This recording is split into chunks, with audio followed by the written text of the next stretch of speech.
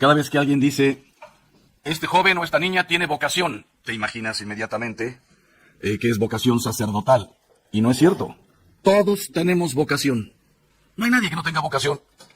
Yo tengo la vocación al sacerdocio, pero antes, mucho antes, vocación a la vida cristiana.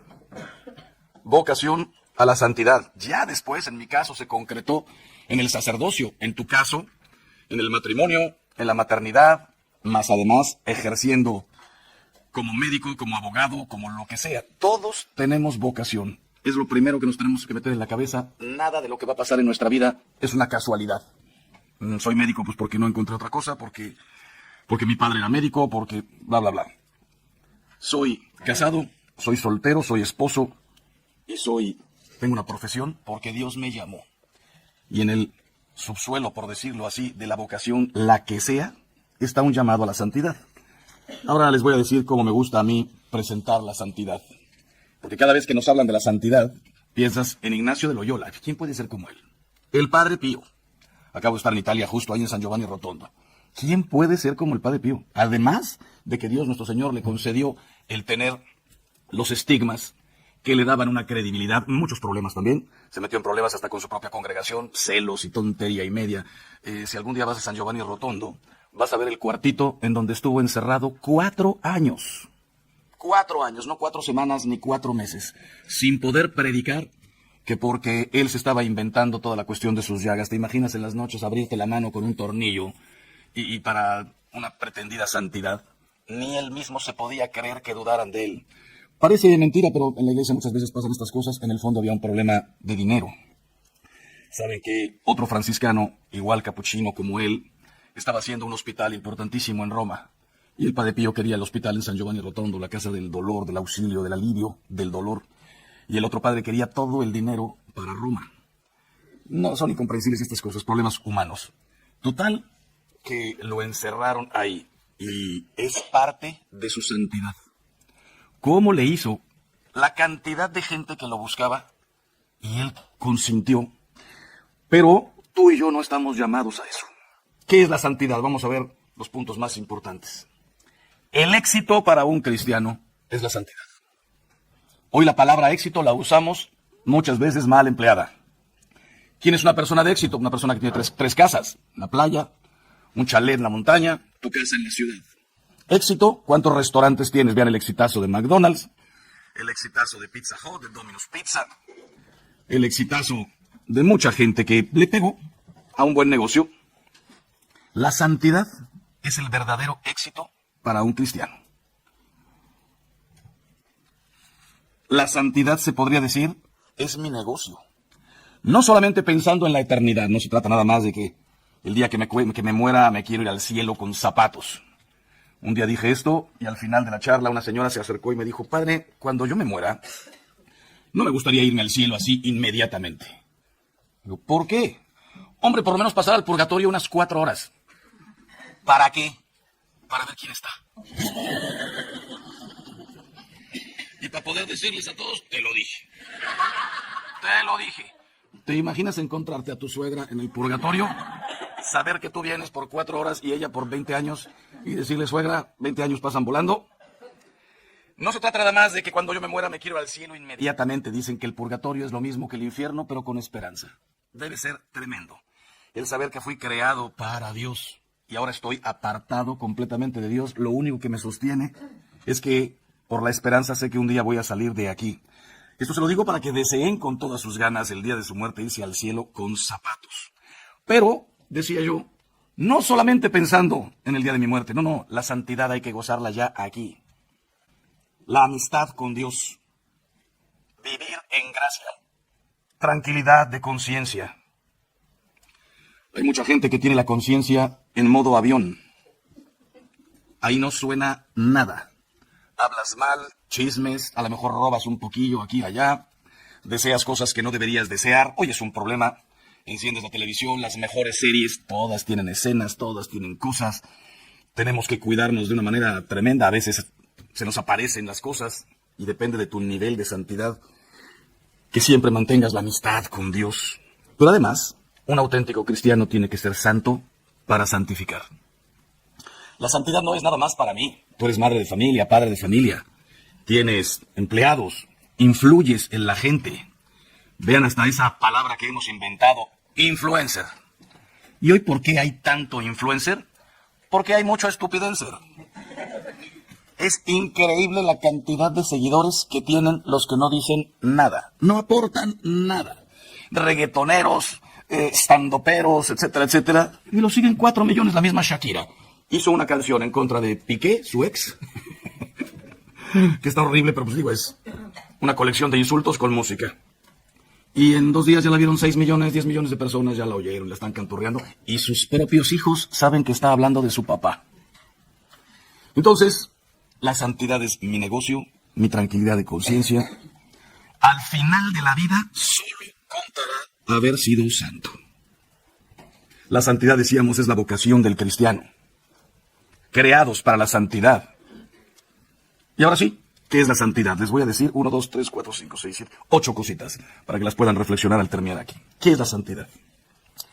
Algo objetivo y al mismo tiempo personal. Algo objetivo, pero muy personal. Mi santidad no es la del Padre Pío, ni la del cura de Ars. Tú no eres monja, no eres cura. Tú no tienes que sermonear a nadie. La santidad es algo objetivo, vivir en gracia, orar, presencia de Dios, pero algo muy personal, muy personal.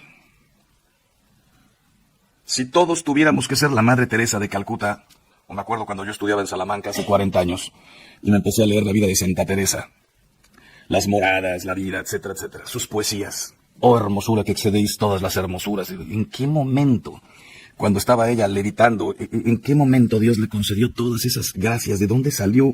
Ella fue una monja que entró al convento a los 16 años. ¿Con qué preparación? En aquel tiempo las mujeres ni estudiaban. Y después termina siendo doctora de la iglesia. No es tu vocación ni la mía. Ahora que estábamos desayunando, estaba oyendo qué belleza la vida de San Bernardo. No es mi vocación, la de él. Ni va a ser esa mi santidad. Tú tienes que ser santa en tu casa, liando con tus hijos, con tu marido, con su carácter, con tus enfermedades, con tus cosas. Por tanto, lo primero es algo objetivo, tengo que vivir de cara a Dios, pero de una manera muy personal. Segundo, la santidad no es lo que sabemos, sino lo que vivimos. Porque yo les podría decir, estudié filosofía, teología, todo el catecismo, ciencias de la familia, poquito de psicología. No, pues soy un santazo. No es lo que sabes. Qué pena decirlo, pero hay gente en la iglesia preparadísima, teólogos. Este que le hizo la guerra al Padre Pío, grandísimo teólogo, y fastidiando a una persona, y era sacerdote. La santidad no es lo que sabemos, sino lo que vivimos. Tercero, la santidad es vivir el primer mandamiento, el amor. Pueden imaginarse lo que fue en la última cena, cuando dice Jesús, un mandamiento nuevo os doy, que os améis los unos a los otros. Solamente que ese mandamiento existía desde el Levítico, tercer libro de la Escritura, 1900 años antes de Cristo. Ya estaba escrito. Amaos, amarás al Señor tu Dios con todo tu corazón, con toda tu alma, con toda tu mente, con todas tus fuerzas, y a tu prójimo como a ti mismo. Levítico. ¿Y entonces qué aportó Jesús? Que el judío no sabía exactamente qué significaba prójimo. Mi prójimo es alguien de mi mismo pueblo, de Israel. Ese es mi prójimo. Y por tanto a ese no lo matarás. Todos los que no eran israelitas no son el prójimo. Al contrario, entra a tierra de los hititas y no sé cuántos más. Tiene cosas el Antiguo Testamento increíbles. Entra, toma posesión de la tierra, mata hombres, mujeres, niños y vacas. Yo hubiera dicho, hombre, deja las vacas, no fastidies. Algo tendremos que comer después. Hombres, mujeres y niños. ¿Dónde está el mandamiento entonces del amor? No era el prójimo. Vean cómo viven. Para los musulmanes, todas las religiones que no se han encontrado con Cristo están así. Para los musulmanes nosotros somos paganos. Para los más radicales, puedes explotar en un súper y matar 30 personas e irte al cielo como premio. Los judíos, no crean que estoy hablando de los judíos españoles, los judíos de Tecamachalco en México, que ya no viven el judaísmo para nada. Su ley es el dinero. Los judíos de Jerusalén, los de sombrerito, los de caireles, los ortodoxos. Para ese tipo de gente, ni siquiera te saludan en la calle, no se vayan a contaminar. No te dan la mano, pero ni de broma. Yo he ido 32 veces a Tierra Santa. No he visto a un judío a los ojos. Y yo los busco, me encantaría. Somos hermanos, saludarnos. No se voltean ni siquiera a verte. Entonces, en la última cena, Jesús dice, bueno, no lo dijo en la última cena, en el sermón de la montaña. Habéis oído que se os dijo, ama a tu hermano y odia a tu enemigo. Pues yo os digo, y lo cambió todo. Orad por quien os persigue, poned la otra mejilla, perdonad 70 veces 7. Este tema del perdón es de cuidado, ¿saben por qué? Di una charla en Chihuahua hace muchos años, pero me acuerdo perfectamente porque eran más de 4,000 personas y comencé con esta pregunta. ¿Qué significa 70 veces 7? Pues siempre están las personas que gritan y responden, todo y siempre. Qué bueno que lo saben, hay que perdonarlo todo y siempre. Les voy a hacer 3 preguntitas. Primera, ¿se puede perdonar el adulterio y la violencia? No les miento, de las 4,000 personas, unas 3,000 dijeron sí. Segunda pregunta, la primera pregunta fue, ¿se puede perdonar todo y siempre? 3,500 personas, sí. Segunda pregunta, ¿se puede perdonar el adulterio y la violencia? Bajó como a 500 personas que siguieron diciendo sí. Tercera pregunta, ¿cuántas veces?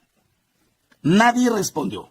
Yo con la gracia de Dios te puedo perdonar un adulterio. Vamos a ponerle 2 en 50 años. ¿Te tengo que perdonar adulterio semestral? Oye, ya estamos en junio y no te has metido con nadie. Te tengo que perdonar un adulterio cada semestre. La violencia. Un día llegué a la casa enojado, me gritaste, te grité, te pego un bofetón. ¿Cuántos de esos te tengo que perdonar? 1 en la vida, sí, no vas a tirar a la basura un matrimonio de 25 años por un momento de violencia. O 2 en toda tu vida. Pero violencia semanal. ¿Se puede? Yo que soy sacerdote, he ayudado a hombres y mujeres a salirse de su casa. Sáquelo, sáquela. O vete. Córrelo. Con la violencia no se puede. Nadie te pide que te quedes en un matrimonio violento. Vas a dañar a tus hijos. O un hombre que le pone el cuerno cada vez que le da la gana y que ya lo ven los hijos y la dignidad, ¿dónde quedó? Pero entonces, ¿cómo aplicar lo que dice Jesús? Todo y siempre. La respuesta es relativamente sencilla. El mismo que dijo que hay que perdonar todo y siempre, es el mismo que dijo que existe el infierno. Y que muchos, por desgracia, van... entonces es que hay cosas que Dios no perdona. No, Dios perdona todo y siempre. ¿Por qué existe el infierno? ¿Quién se va a ir al infierno? Los pecadores. No, hombre, no, yo vine a salvar a los pecadores. ¿Sabes por qué existe el infierno y quién se va a ir? Los que no pidan perdón. Los cínicos y las cínicas. Alguna estará pensando, mi cuñada es una cínica. No estoy hablando de tu cuñada, estoy hablando de ti y de mí. Yo puedo cometer un adulterio y después caigo de rodillas, lloro, me arrepiento y te trato mejor que en toda mi vida. Un día me dijo una señora, padre, mi matrimonio se mejoró, creció, se fortaleció a partir del adulterio de mi marido. Y dije, ¿qué? Desde ese día, padre, ¿cómo le dolió? ¿Qué arrepentimiento? Soy la reina de la casa, se desvive, ¿cómo me trata? No le estoy sugiriendo a nadie que cometa un adulterio.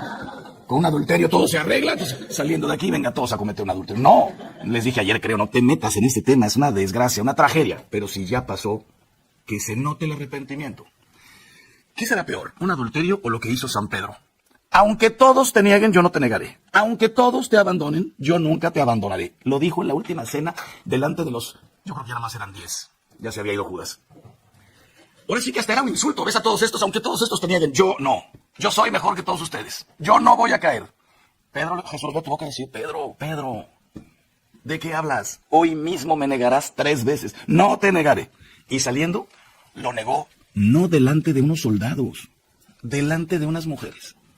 El rudo pescador de Galilea, delante de unas mujeres que le dijeron, tú hablas como Galileo. Por Dios, mujer, no conozco a ese hombre. San Pedro, San Juan y Santiago fueron los únicos 3 que estuvieron en todos los milagros de Cristo. Cada rato dice el Evangelio, tomando consigo a Pedro, Santiago y Juan, la resurrección de Lázaro, el hijo de la viuda de Naín, la transfiguración. Pedro dijo, hagamos aquí 3 chozas. Lo que le dio Jesús a Pedro fue increíble. Pero ¿cómo se arrepintió? Después de su pecado. Fue muchísimo peor que un adulterio. Un adulterio es una cuestión pasional. Lo que hizo este hombre fue, primero, ensoberbecerse. Soy mejor que todos los demás. Aunque todos te niegan, tú sabes quién es Pedro. Yo soy Pedro. Yo no niego. Delante de 3 mujeres. Pero bueno, todo esto para decirles, se puede perdonar. El que se arrepiente se puede perdonar y una persona arrepentida no te lo debería volver a hacer. Si lo vuelve a hacer y lo sigue haciendo, significa que no está arrepentido. Es un cínico, una cínica. Esto se aplica nada más a los pecados graves, a los pecados chiquitos. Ya sabemos que todos los días pecamos 7 veces, dicen los santos. Se me escapa un pensamiento, una palabra. Y el otro día hace 4 años, yo tengo 58 años, cuando cumplí 54, nos juntamos 140 compañeros a celebrar 35 años de haber entrado a la universidad, o más bien de haber salido del bachillerato. Y nos juntamos y dice una señora compañera mía, bueno, mi primera sorpresa es que ya a nuestros 54 años de edad, ya había muertos y muertas.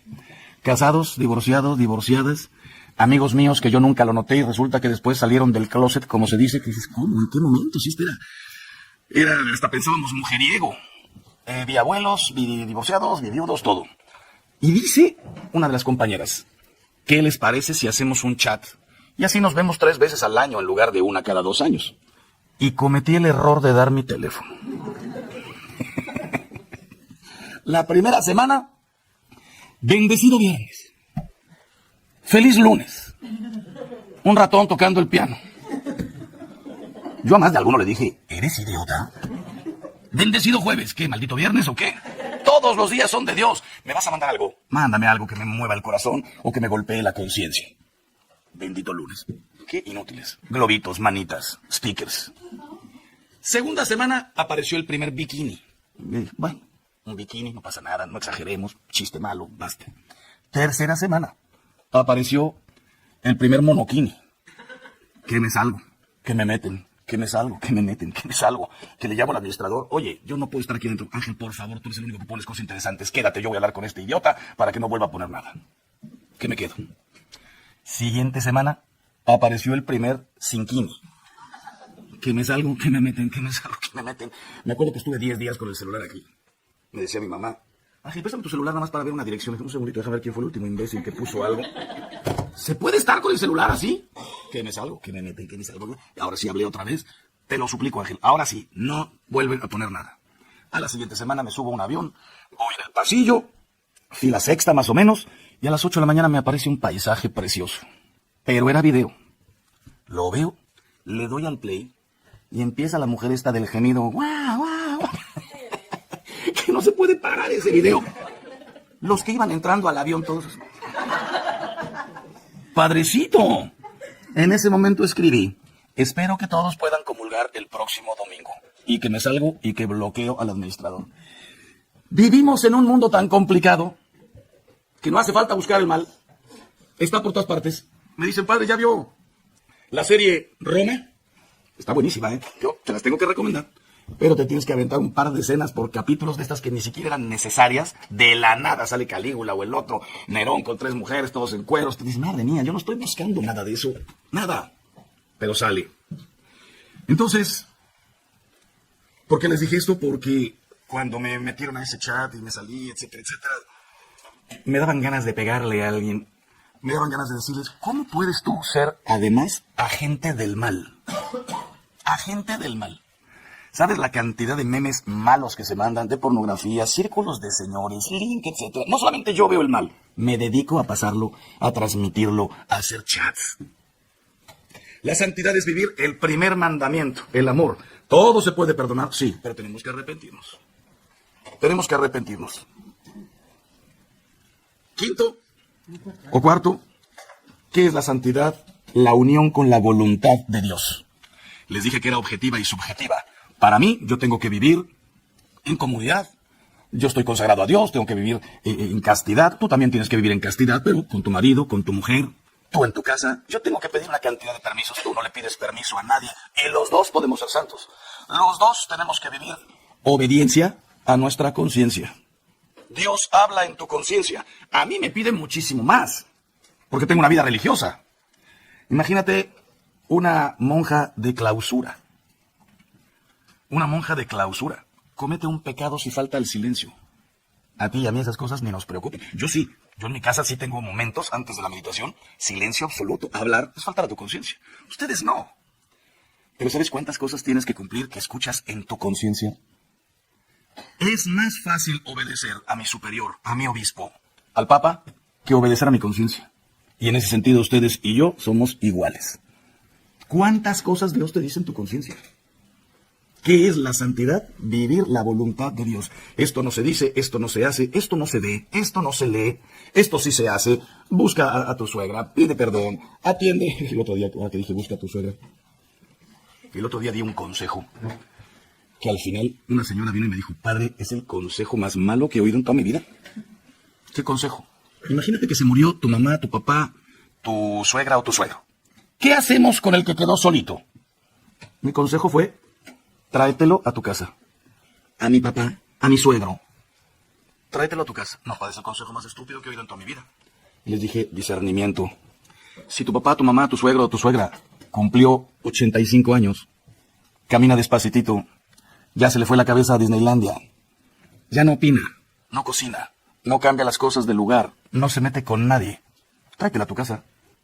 Antes de que se caiga y te la tengas que traer, pero operada de la cadera, con 2 enfermeras a tiempo completo, un dineral y con el arrepentimiento de por qué no me la traje antes. En cambio, si tu mamá, tu papá, tu suegra o tu suegro se quedó sola de 65 años, camina perfectamente, tiene la cabeza en su sitio, opina de todo, cocina, mueve las cosas, quiere mandar, déjala en su casa otro ratito. Vela a visitar, tráetela a comer de vez en cuando. No te compliques la existencia. Yo le doy gracias a Dios de que mi mamá murió durante el COVID, no de COVID. Murió ya, ni siquiera de edad, 76 años, pero estaba muy traqueteada. Es viuda desde los 36 años, mi papá la dejó. Murió de cáncer mi papá de 42. Imagínate una mujer que se queda sola de 36 con 6 hijos y 3 negocios en el centro de Puebla. Se le vino el mundo encima. Pues bueno, murió en mis brazos. Yo dentro de la cama. Tuve la oportunidad de cuidarla su último año y medio. Hice cosas que jamás pensé que tendría que hacer. ¿Sabes lo que es darle de comer a tu mamá en la boca? Se le da de comer a los bebés, no a los papás. Al inicio me sentía mal, hasta que me di cuenta, le damos de comer, no se muere. Métela a bañar, métela al baño, súbela a la cama. Estábamos los 6 hijos, turnándonos de todo. Sobre todo los 4 que somos religiosos, porque nosotros somos 2 curas y 2 consagradas. No sé por qué Dios se fijó tanto en esa familia. Mi pobre madre, además de que perdió el marido, fuimos desfilando todos para afuera hasta que los últimos 2 se casaron. Entonces, lo que hay que llegar a hacer, vivir el amor, vivir la voluntad de Dios, cada uno a su manera, pero todos la voluntad de Dios. No el que diga Señor, Señor, sino el que cumpla la voluntad de mi Padre. Quinto, la santidad es vivir el Evangelio sin glosa. Es hacer del Evangelio la norma de mi vida. La perfección cristiana no es otra cosa más que vivir el Evangelio. Y por tanto, ahí les va el primer consejo de estos ejercicios espirituales. Durante estos días voy a decir varios. Apúntate los que quieras y ojalá los puedas cumplir. Saben que hacer ejercicios espirituales dentro de lo que cabe es la cosa más fácil del mundo. Te apuntas, pagas, apartas tu lugar y vienes. La verdadera gracia de los ejercicios espirituales es salir de aquí a vivir y a cumplir lo que Dios te haya pedido estos días. Ahí te va lo primero. No te vayas a la cama sin leer todos los días 3, 4, 5 minutitos el Evangelio. A lo mejor aquí hay gente de misa diaria. Yo donde trabajo ahí en Puebla, tengo una cantidad de gente de misa diaria. Es una maravilla. Misa diaria, Eucaristía diaria. Lo comprenderemos el día de nuestra muerte. ¿Por qué no comulgué más? ¿Por qué no te amé más? Así como yo les digo a los matrimonios, qué pena estarte muriendo a los 70 años, 80 años en cama y tener unos remordimientos. ¿Por qué no amé más? ¿Por qué no le dije a mi mujer más veces que la quería? ¿Por qué no le agarré más la mano en la calle? Me dice una señora, padre, le doy la mano a mi marido en la calle y me la suelta. Mi marido solamente me da la mano el domingo en misa cuando el padre dice pueden darse la paz. ¿Por qué no amé más? Imagínate que te pasa eso, pero no conyugalmente, sino como cristiano. Tenía yo una parroquia a 2 calles de mi casa. Tenía el Santísimo. Había capilla de adoración perpetua. ¿Por qué no hice todo eso? Entonces, les decía, primer consejo, lee el Evangelio. Lee el Evangelio todos los días. Metí el tema de la misa, porque alguna puede pensar, si yo voy a misa todos los días, ¿tengo además que leer el Evangelio en mi casa? Yo te recomiendo que sí.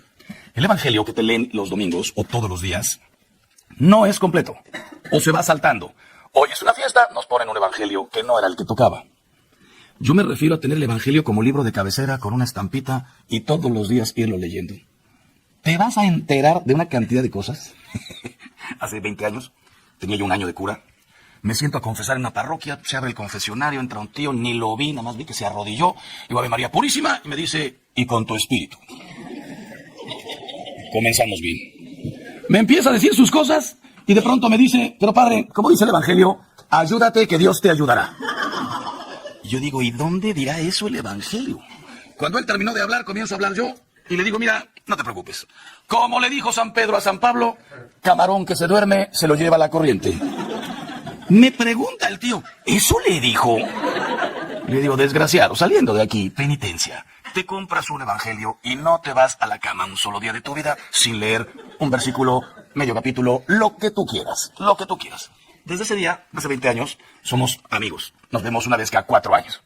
¿Qué pasó por su ciudad? Cada vez que lo veo le digo, ¿ya supiste lo que le dijo Pablo a San Pedro? Padre, déjeme de fastidiar hasta que te aprendas de más. Conocer el Evangelio es una delicia. Léetelo, Mateo, Marcos, Lucas, Juan. Terminas y vuelves a comenzar. ¿Cuántas veces? Hasta que te mueras. Si quieres, después de haberlo leído los 4 Evangelios, pásate a los Hechos de los Apóstoles. Una cantidad de cosas que vas a decir, esto no lo sabía. No lo sabía. El Evangelio tiene que formar tu vida. Vivir el Evangelio sin glosa, esa es la santidad. Sexto, la santidad es trabajo de toda la vida. No es que se alcance y se pase a otra cosa. No es ni una meta que se alcanza, ni un espejismo que cada vez que yo pensé que ya había llegado, se va más lejos. No. Pero no es una meta que se alcanza. ¿Sabes cuándo se alcanza la santidad? En la otra vida. Aquí no. Imagínense que yo les dijera, ¿qué creen? Yo ya llegué a la santidad. No me diga cuándo. El martes pasado. Como a las 6 de la tarde. Hay cosas que se alcanzan. Ya terminé de pagar mi coche. Ya terminé de pagar la casa. Ya terminé la carrera. Ya terminé mi despacho. Ya nacieron mis hijos, ya casé a todos mis hijos. Ahora, a ser abuelo feliz. Hay etapas en la vida que se alcanzan. La santidad, no quiero desilusionarlos, no se alcanza. Pero sí, estar en el camino de la santidad. Si te preguntan, ¿tú ya eres santo? Voy de camino. Voy de camino. No creo haber llegado, me falta mucho. Sobre todo ayer tocamos el tema de la omisión. Puede ser que aquí alguien diga, yo no he cometido un pecado grave desde hace años. Te lo creo. Te lo creo. Pecadines de esto, se me fue un pensamiento, se me escapó un chisme. Una mala palabra, nos puede pasar a todos más, como les digo, me mandan mujeres, me mandan cosas. Pues salte de ahí, sí, pero ya la viste, ya se te fue un pensamiento. De esas cosas chiquitas, Teresa de Jesús decía, la imaginación es la loca de la casa. ¿Pero qué? Teresa de Jesús tenía iPhone, iPad, iTunes, iMac, iWatch, iDios, no. Si no tenían nada, no había ni periódico. ¿Cuál imaginación? ¿Cuál loca de la casa? Nosotros tenemos que vivir en un esfuerzo por concentrarnos. Tenemos 20,000 distractores. 20,000. ¿Teresa qué tenía? Y dice, es la loca de la casa. Metida en un convento. Imagínate cuántos pecadines podemos cometer tú y yo. Dice Santiago, una de sus cartas, cuida tu lengua. Les dije ayer, aquí no están los narcotraficantes del mundo. Pero con tu lengua puedes hacer un daño. Chismes. El otro día leí que una mujer fue en México a un lugar y pregunta, ¿perdón, es aquí donde se da el curso para dejar de ser chismosa? ¿Sí quiere apuntarse? No, nada más quería saber quién se anotó. Y después hablar todo lo que se pueda. Y por último, séptima, es la santidad, es una necesidad apostólica. ¿Por qué una necesidad apostólica? No quiero entretenerme mucho, pero sí ven cuántas cosas malas están pasando en la iglesia. Cuando digo la iglesia no me refiero al papa, a los curas, a los cardenales. Ellos también, cada uno sabrá qué tiene. Me refiero a la iglesia. ¿Quién es la iglesia? Ustedes. ¿Alguna vez habías pensado que hay un solo papa y tiene casi 80 y algo años? 200 cardenales, pasan todos de 70 años. 4,000 obispos, los más jóvenes 50 y algo años. ¿Y cuántos laicos hay? 2,000 millones de católicos, de cristianos. 450,000 sacerdotes en todo el mundo, menos los que se pelen esta semana. Todos los días está muriendo alguien. El COVID mató a 32 sacerdotes en mi diócesis. De 60 y 70 años, ni siquiera eran ancianos. ¿De quién es la iglesia? ¿De un papa? ¿De 200 cardenales? ¿De 4,000 obispos? ¿De 450,000 sacerdotes? ¿O de 2,000 millones de católicos? La iglesia es de ustedes. ¿Quién tiene que arreglar la iglesia? Papa, cardenales, obispos y curas con su predicación, con sus directrices, pero tenemos que vivirlo todos. Es una necesidad apostólica, porque miren, ustedes tienen hijos. ¿Quién va a formar a sus hijos? ¿Los gobiernos? ¿El colegio? Ustedes y a sus nietos. Estamos pasando por una problemática horrible en la iglesia porque se nos vino el mundo encima. Antes no se podía abortar, ya se puede. Antes no se valía la eutanasia, ya se vale. Antes, ¿qué cantidad de cosas han cambiado porque nosotros bajamos los brazos? Nos descuidamos. Hay quien le echa la culpa a la Primera y Segunda Guerra Mundial, la Guerra Civil Española, y la gente se dividió, se cayeron muchos valores. Otros le echan la culpa a la revolución sexual de los 60s. Otros le echan la culpa a los redes, televisión, periódicos, libros, lecturas, SARP, los niquilistas, esto, lo otro. Mira, yo creo que es un pool. Tantas cosas juntas. Más a eso súmale la pérdida de la fe. La pérdida de la fe. ¿Para qué ir a misa? ¿Para qué comulgar? ¿Para qué confesarse? Súmenle los ataques directos a la iglesia que han hecho muchísimo daño. Ustedes saben que pasando el Concilio Vaticano II, bueno, antes del concilio, aquí tienen ustedes la aparición de la Virgen en un pueblito donde dejó un mensaje clarísimo. Después del concilio van a ver cuántos sacerdotes, obispos, se van a equivocar. Se van a ir a vivir en pisos, van a dejar la vida religiosa. En el año 72 se casaron con permiso 8,000 sacerdotes. Con permiso. ¿Cuántos habrán dejado sin permiso? Hasta que llegó Juan Pablo II en el 79, dijo, ni un sacerdote más deja el sacerdocio. Y se dedicó a hablar con todos los que le pedían dejarlo. Cuando yo llegué a Salamanca era el año 84 y no podíamos ver la televisión. Sí podíamos verla, pero no encenderla. Yo la veía todos los días porque estaba en la sala. Nunca la había encendida hasta que terminé el noviciado. ¿Te lo puedes creer? 2 años sin ver una televisión.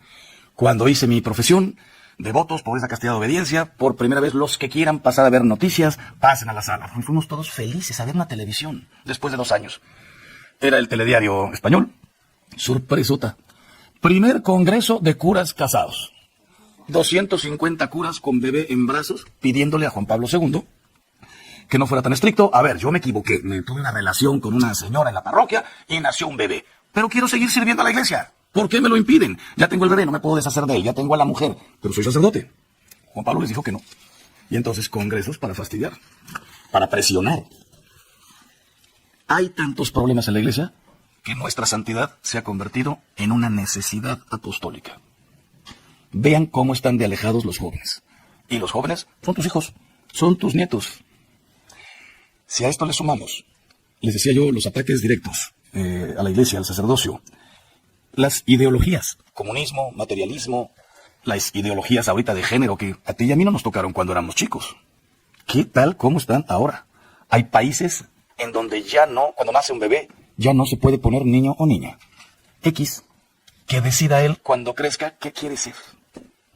¿En qué momento llegamos a esto? Y cosas peores veremos. Pues bueno, ¿qué es la santidad? Mi vocación no es lo que sé, sino lo que vivo. Es vivir el primer mandamiento lo mejor que pueda. Es vivir la voluntad de Dios. Es conocer y vivir el Evangelio sin glosa. Es un trabajo de toda mi vida. Céntrate y concéntrate, y es una necesidad apostólica. Los dejo con estas reflexiones, nos vemos según el horario al ratito, pero a bajar a estas ideas, y cuando digo bajar, conviértanlas en oración. Cada puntito que dijimos, te vas a la capilla y, Señor, que yo viva el Evangelio. Señor, aumenta mi fe. Señor, que te conozca. Señor, que viva mi vocación. Con esto se puede hacer oración.